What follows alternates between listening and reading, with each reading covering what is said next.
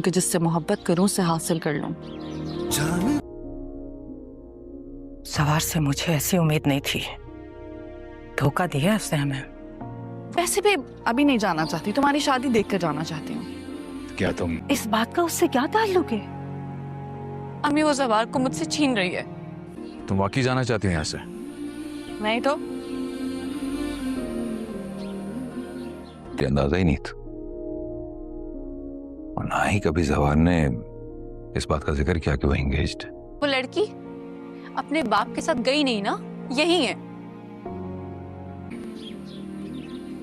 शादी कर लोगी उससे? मुझे रात को इतना रोई थी।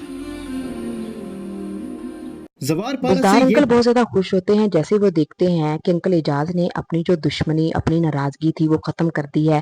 जैसे बुज़दार साहब उसकी बेटी की शादी में आ जाते हैं और उनके गांव में आ जाते हैं और उनको बहुत ज्यादा अच्छा लगता है, जिसकी वजह से अंकल एजाज जो है वो अपनी जो दुश्मनी और अपनी जो नाराजगी है वो सब कुछ खत्म कर देते हैं।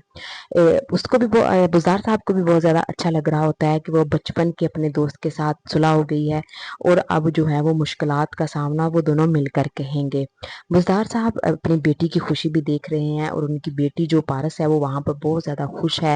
वो बड़ा सिक्योर फील कर रही है उस घर पे और सबको वो चाचा चाची और अपनी कज़न कहकर बुला रही है, क्योंकि उन्होंने वाकई ही अब बता दिया है उन लोगों के कि एजाज अंकल वाकई उसके चचा हैं और उनके बचपन के दोस्त हैं, भाइयों की तरह वो लोग रहते रहे हैं।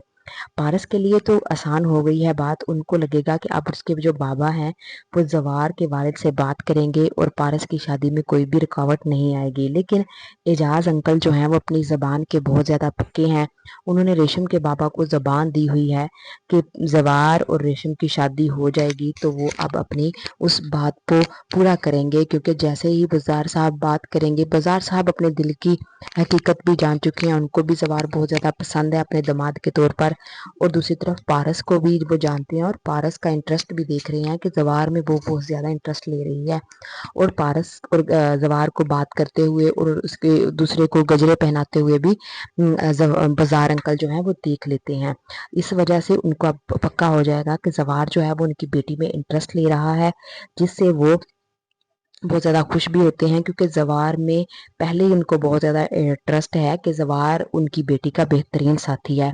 दूसरी तरफ जैसे ही वो एजाज साहब जो हैं वो भी इस बात को भांप लेंगे कि जवार जो है वो पारस में बहुत ज़्यादा इंटरेस्ट ले रहा है, लेकिन वो मजबूर हो जाएंगे इस बात से कि उन्होंने अपने जो बेटे का रिश्ता है वो बहुत पहले रेशम के साथ कर दिया था और रेशम भी उनके भाई की बेटी है। अगर वो रेशम को दुख देते हैं या उसको रिजेक्ट करते हैं तो उनके भाई की नाराज़गी का सामना करना पड़ेगा और उनका भाई बहुत ज़्यादा हंगामा भी कर सकता है।